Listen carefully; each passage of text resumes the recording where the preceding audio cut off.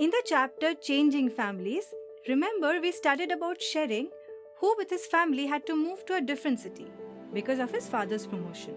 Today, we will be reading the story of another person who faced a similar situation and how he settled after the big move and faced changes over the years.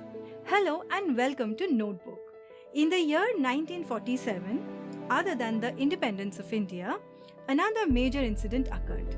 Prior to 1947, India and Pakistan was one single country.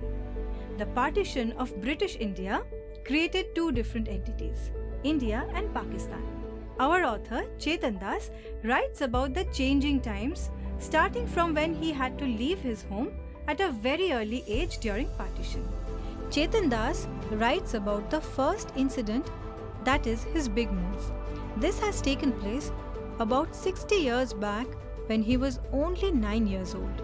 60 years back, Chetandas was just a 9-year-old boy. He stayed in Dera Ghazi Khan, which is currently situated in Pakistan. Chetandas was too young then. He did not understand what the problems were, but his father told them that they need to leave their village and move somewhere else. During partition, a lot of people, mostly living around border region, had to leave their houses and move to either of the two countries. Chetandas felt very sad when he had to leave his place and come somewhere else.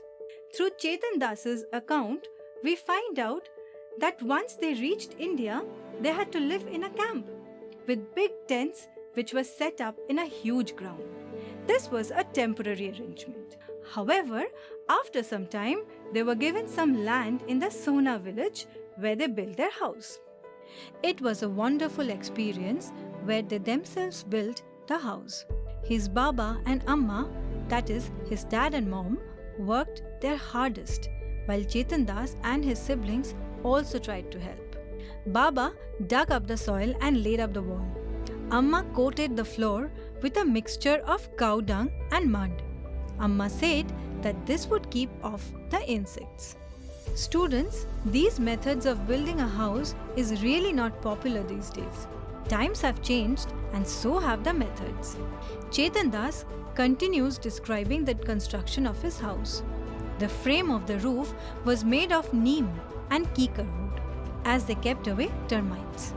Then they were finally covered with gunny bags and mud. Students carefully notice the use of neem and kikar woods here. Both the type of woods have medicinal properties. Earlier, people used these remedies widely. You can find out more of these kind of remedies from your parents or your grandparents. Moving on, we see that as time passed, Chetandas's home also changed. By this time, he had graduated and already got a job. His parents wanted to get him married. But before his wedding, Chetandas planned on repairing their house and adding some changes to it.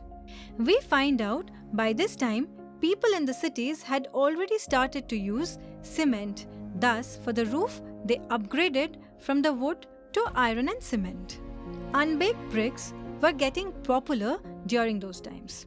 Chetandas used them to make an additional room. Do you know, students, what are unbaked bricks? Also called mud bricks, these bricks were air-dried. They were primarily made of loam, mud, sand and water. The good part about these bricks were that they need not be coated every week like that of the mud walls. Before the wedding, they also built a kitchen with a mud chulha in it. Mud chulhas are mostly seen in the rural areas where LPG and gas stoves are not available. These are lighted on coal or firewood. In the recent years, mud chulhas are preferably avoided since they emit a lot of smoke, as a result of which it pollutes the environment. Moreover, the smoke emitted from these chulhas can also cause a number of respiratory problems for the ones who are directly inhaling it. The time Chetandas is talking about, mud chulhas were the most common means of cooking. He also talks about how people used to go out to the fields to use toilet. only some people had toilets in their homes. Chetandas also built a toilet behind their house with unbaked bricks. Did you know a wide percentage of people in India does not have access to toilets and basic sanitation? They use fields or other open air places for this purpose. This practice is very unhealthy and cause a number of diseases.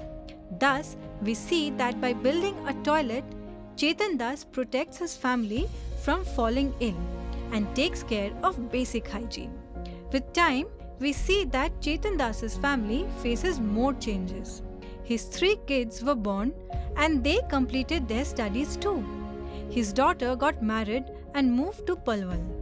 When the time came for his son's marriage, they decided to remodel the house accordingly. Now students, we saw that Chetandas repaired his house during his marriage and now he will be doing the same before his son's marriage. Let us see how he repaired it this time, after so many years since the last time. Instead of unbaked bricks, they used baked bricks to make the walls. They covered the floors with marble chips and cement and added pipes to their toilet. We find that they stopped using mud chulhas and started cooking on the gas stove.